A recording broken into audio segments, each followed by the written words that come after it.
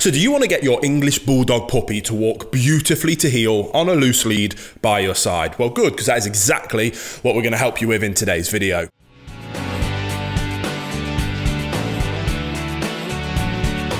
Welcome back to the Fenrir English Bulldog Show. If you are new here, my name's Will. I'm a canine behaviourist and I'm the founder and CEO of FenrirCanineLeaders.com.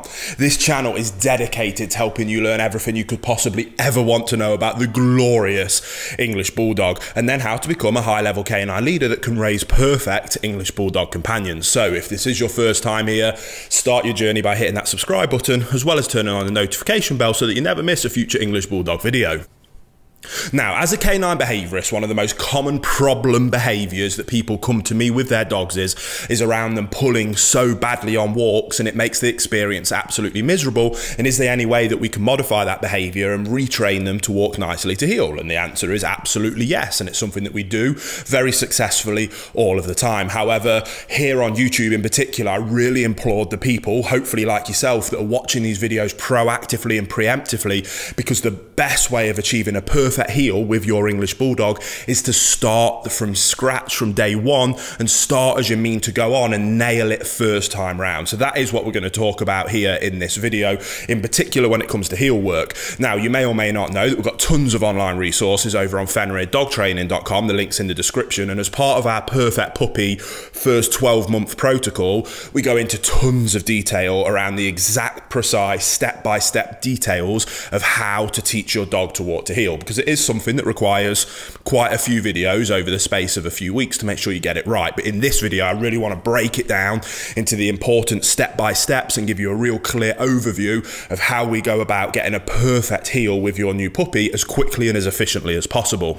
And how I achieve this with young puppies is kind of my 4-stage approach to teaching a puppy to walk to heel. And it is very straightforward, really. The first stage of the teaching a puppy to walk to heel is what I call my lure, mark, reinforce protocol of the very basic foundation of letting them understand what the term heel means, what it is that we expect from them, and then when we built that foundation block up, we can then add and layer up on top of that as time goes on.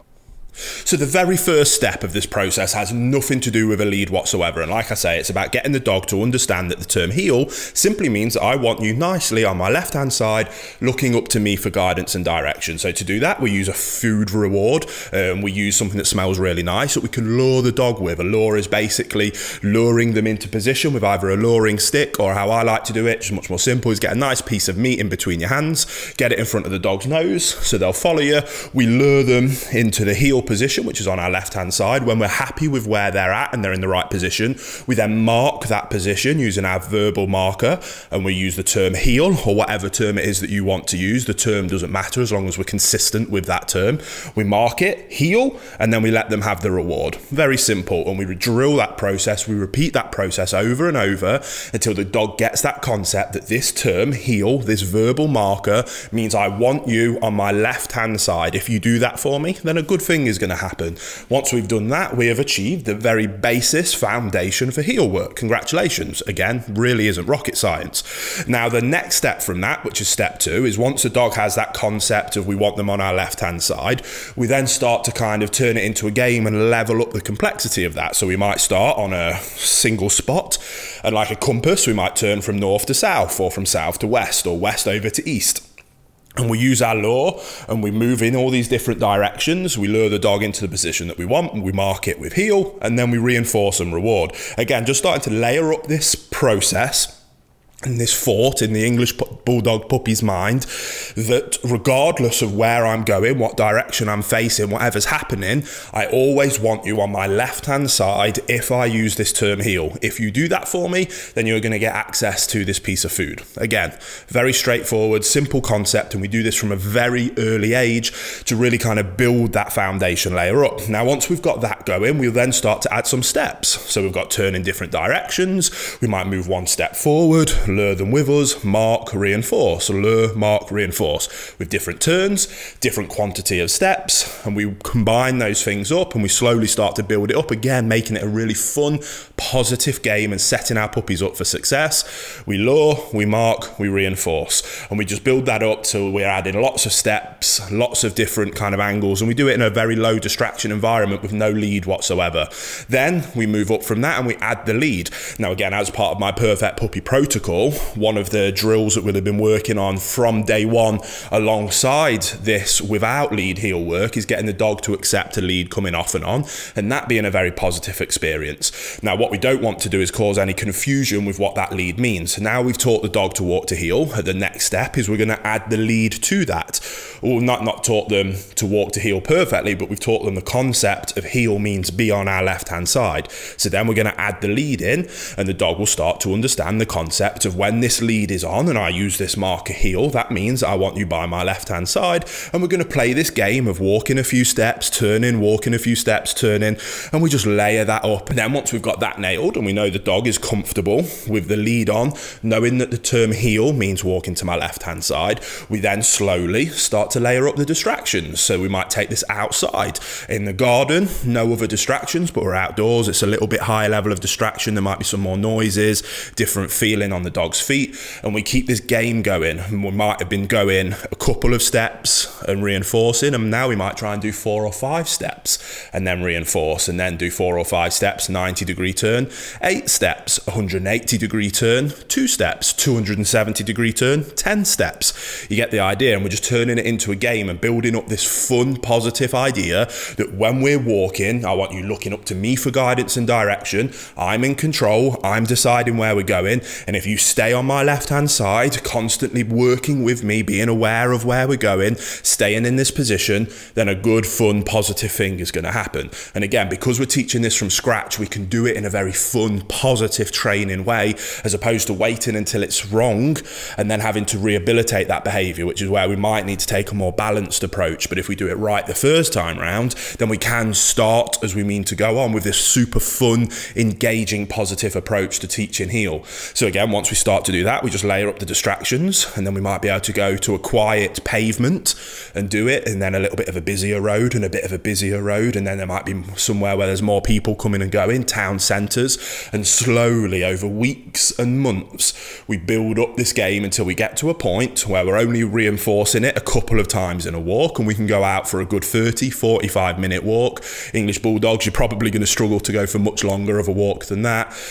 But we might give them the nice heel command once at the start of the walk, and we might reinforce that halfway through the walk and then again towards the end of the walk, and jobs are good. And it's still that fun, positive, engaging game where you as a calm, consistent leader are going out, we're moving, and that the English Bulldog needs to look up to you for guidance and direction, and it's going to be a fun, positive experience. And that, again, it's not rocket science, it's just about a disciplined, consistent approach, and 100%, no matter what breed, even though English Bulldogs are known to be very stubborn, it is very straightforward to be able to get an English Bulldog puppy to walk to heel. The process, the theory, isn't rocket science. What is difficult is the dedication and the commitment to the task of working at it every single day.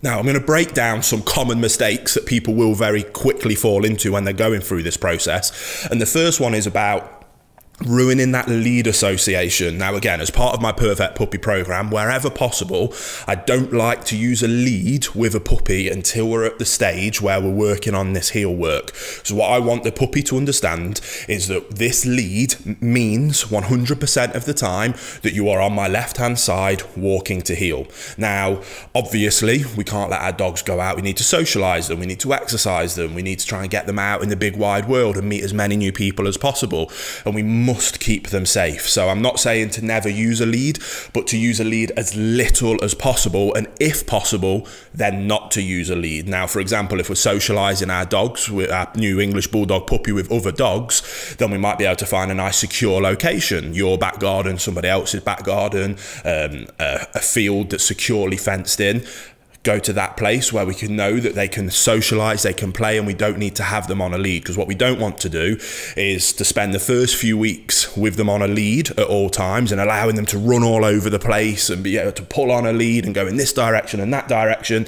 And then we start to work on this heel and we're confusing the dog. So, well, usually when I'm on this contraption, you let me do whatever I want. And now you're getting frustrated because I want to do that, but now you want me to do this. Which one is it? Which one do you want me to do? And we want it to be as clear and as simple for the dog to understand as possible. So what I do recommend is, if you can't go somewhere where you can manage all of the variables and keep the puppy 100% safe, then instead of using an extendable lead or any kind of normal lead, is to use a long line or just get a big old run of paracord and tie it to the dog's collar and drop it on the floor. That way they still have something attached to them, so worst case scenario we can pick it up and regain control, but it's not necessarily attached and the lead with any tension going up towards you, because we want to save that for our communication of working with our puppy on heel work. So that's a common mistake number one. The next mistake is about rushing things. It's about expecting too much too soon from your English Bulldog puppy. So I was talking about how we have to start very basic, inside, no distractions, on one spot, and then we add in a bit of a turn, and then we add in one step.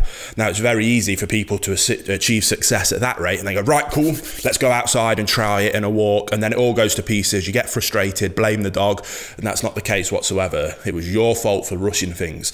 You've got all the rest of the dog's life to enjoy a dog that walks perfectly to heel. So take your time, set your dog up for success with small baby steps, reinforce and reward that success, and be happy with those small baby steps, because I promise you these next few months, 6 months, 12 months, 18 months is going to fly by.